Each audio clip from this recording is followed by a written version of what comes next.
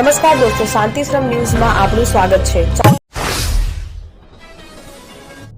બનાસકાંઠા જિલ્લામાં સ્થાનિક સ્વરાજની ચૂંટણીની જાહેરાત બાદ વહીવટીતંત્ર સજ્જ બન્યું છે। ચૂંટણી પ્રક્રિયા નિષ્પક્ષ, પારદર્શક, શાંતિપૂર્ણ રીતે સંપન્ન થાય તે માટે જિલ્લા ચૂંટણી અધિકારી અને કલેક્ટર મિહિર પટેલની અધ્યક્ષતામાં નોડલ અધિકારીઓની એક મહત્વપૂર્ણ બેઠક યોજાઈ હતી।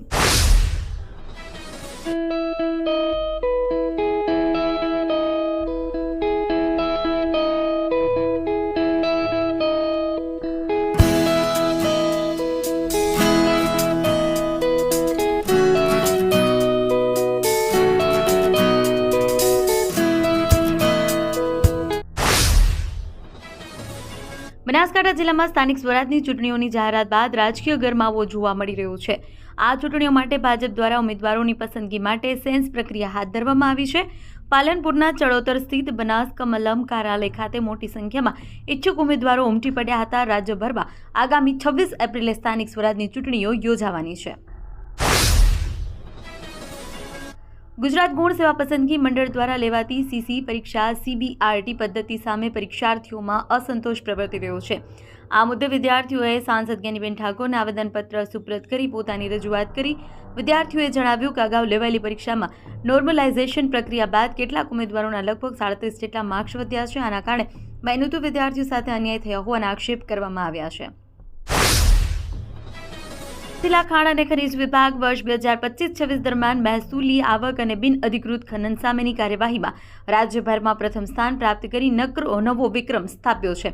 વિભાગે સરકાર દ્વારા નિર્ધારિત ₹164 કરોડના સુધારેલા લક્ષ્યાંક સામે 201 કરોડથી વધુની આવક મેળવી છે। આમ લક્ષ્યાંક સામે 122% જેટલી નોંધપાત્ર કામગીરી કરી સમગ્ર ગુજરાતમાં પ્રથમ ક્રમાંક મેળવ્યો છે।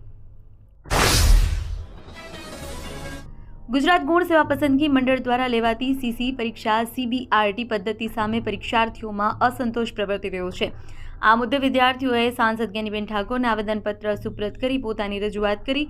વિદ્યાર્થીઓએ જણાવ્યું કે અગાઉ લેવાયેલી પરીક્ષામાં નોર્મલાઇઝેશન પ્રક્રિયા બાદ કેટલાક ઉમેદવારોના લગભગ 37 જેટલા માર્ક્સ વધ્યા છે। આના કારણે મહેનતુ વિદ્યાર્થીઓ સાથે અન્યાય થયો હોવાના આક્ષેપ કરવામાં આવ્યા છે। ડીસા માર્કેટ યાર્ડમાં નવી તમાકુની આવક શરૂ થઈ છે। પ્રથમ દિવસે 85-55 હજાર બોરી તમાકુની આવક થઈ। પ્રતિ 20 કિલોના ભાવ 1300 થી 2500 સુધીના બોલાયા। ડીસા માર્કેટ યાર્ડ તમાકુના હબ તરીકે ઓળખાય છે। ચાલુ વર્ષે તમાકુના સારા ભાવ મળતા ખેડૂતોમાં સંતોષ જોવા મળ્યો।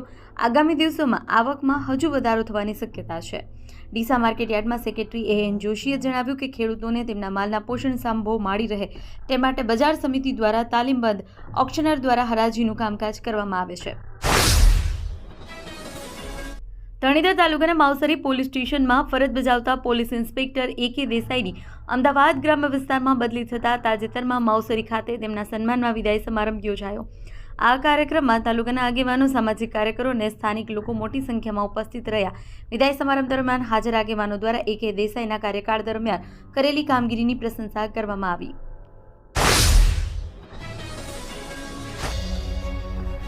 ઉત્તર ગુજરાતનો એકમાત્ર multi city mall happy mall જે આવેલ છે જિલ્લાના વેપારી મથકો દિયોદર, ભાભર, રાધનપુર, વારાહી અને થરાદમાં, જ્યાં મળશે આપને વ્યાજબી દરે જીવન જરૂરિયાતની તમામ વસ્તુઓ તેમજ કપડાં, ગિફ્ટ આર્ટિકલ, પ્લાસ્ટિકની તમામ સામગ્રી, ક્રોકરી અને બીજું ઘણું બધું વધારે।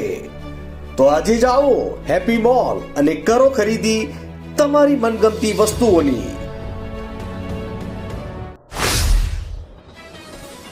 અંબાજી પંથકમાં વહેલી સવારથી વાદળછાયું વાતાવરણ છવાયું, જેના પરિણામે બપોર બાદ કમોસમી વરસાદી છાંટા પડ્યા। ઉનાળાની ઋતુમાં અચાનક વાતાવરણમાં પલટોથી ખેડૂતોમાં ચિંતા વધી છે। યાત્રાધામ અંબાજી આસપાસના વિસ્તારોમાં આજે સવારથી જ આકાશમાં કાળા ડિબાંગ વાદળો ઘેરાયા હતા।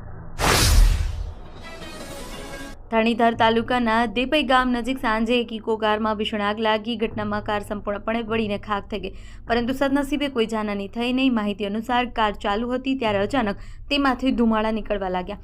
ડ્રાઈવરે સમયસૂચકતા વાપરી તાત્કાલિક કારને રસ્તાની બાજુમાં ઊભી રાખી બહાર નીકળી ગયો, જેને કારણે મોટી જાનહાની ટળી। થરાદ પોલીસે બોરડુ ગુગા મહારાજ મંદિરમાં થયેલી ચોરીનો ભેદ ઉકેલી 3 આરોપીની ધરપકડ કરી। આ ચોરીનો બનાવ 13 જાન્યુઆરી 2026ના રોજ થયો। હાલ મુદ્દામાલ રિકવર કરવાની કાર્યવાહી ચાલુ છે। બોડી ગામમાં આવેલું ગુગા મહારાજનું મંદિર રબારી સમાજ સહિત આસપાસના ગામોમાં માટે આસ્થાનું કેન્દ્ર છે। ચોરીની ઘટના બાદ વિસ્તારમાં ભારે ચર્ચા જાગી છે।